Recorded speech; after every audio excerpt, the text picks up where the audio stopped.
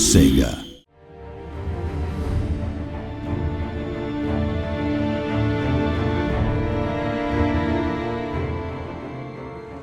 So the orcs and goblins have always been the most kind of playful of races in the Warhammer world.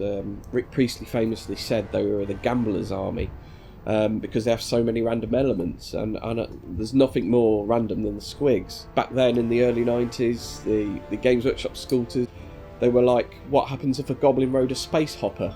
And from there they were incorporated into the lore, of course, as a part fungus creature.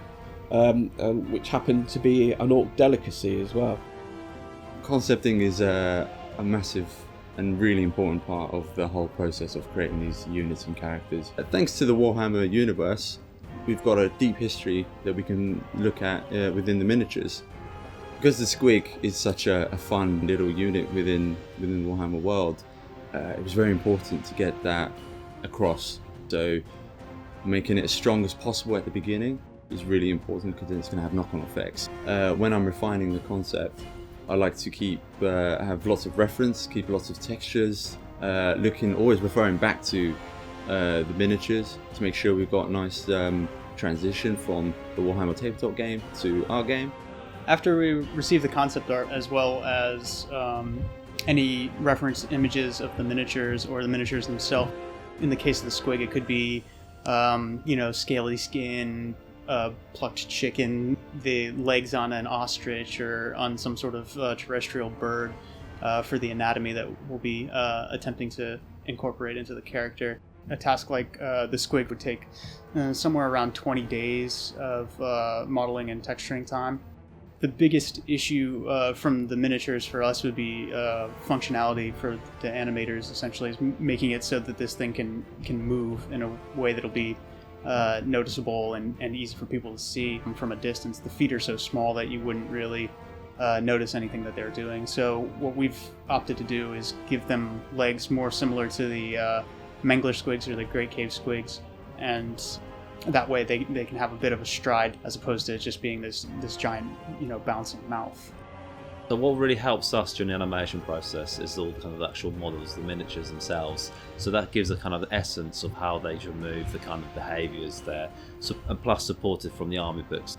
And that's something we pay really strong attention to make sure we get that actual right detail of how kind of the squigs move. The whole process of animating the squig was probably at least 50 days. It's very hard to put kind of a number to it, but it's a iterative process because we put that kind of loving attention to them.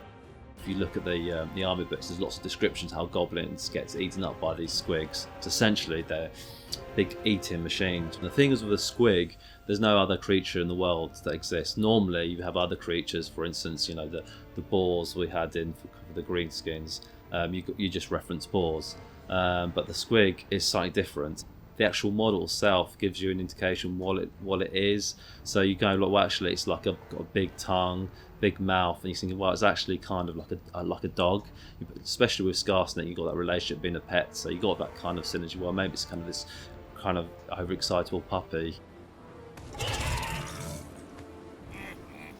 The process for creating the sound for the squig in Warhammer really started by getting concept art, reference material from Warhammer books and the internet, and trying to decide exactly what we wanted the squig to sound like. Then we'd start recording things. That could be things from the real world, like animals, humans, but it could also be non-literal sounds like door screeches or other things that we can mix in to create the character. When it came to the squig, obviously it's quite a unique character. It's got a massive mouth, little legs and a huge head, and that's about it. We have to think a little bit outside the box. One of the things we did for it was record the sound of a plunger into different materials. So we'd get a giant plunger and we first of all got porridge, and we'd plunger away and record the sounds. And then we did it in yogurt, we did it in anything else really we can get our hands on. Because we wanted to get that slobbery kind of sound, which weirdly a plunger makes. So you have to then take the individual sounds and create a sound for the whole group. The group can be multiple different sizes, so we have to create different sizes. You can hear that group from different camera perspectives, so we have to create different perspectives. Once we have the actual sounds, we can put them into the game engine and make sure that they trigger okay. From a designer's perspective, we're here from the very outset. We look at what things will make them fun and unique, so that they offer something different to the other units that we already have in the game. We dig into all the different departments, we see it through from its conception right till the end. It goes out the door and goes to you guys. Warhammer and Total War are a great combination. You know, they work very well together. Makes our jobs, you know, very pleasurable when you come to take the tabletop units and bring them into our game. We go deeper and deeper. We make sure we read everything in the army books. We're looking for little nuggets of gold, basically, just to expand out those units, and we scrutinise all of that stuff. So one little nicety that we picked up on, there's a lot of debate on about whether squigs pop, whether they go boom. If you play as Wurzag, which is our free legendary lord, he's got a quest where you go up against these squigs. They're great fun and should make for an entertaining battle for you guys to fight at home.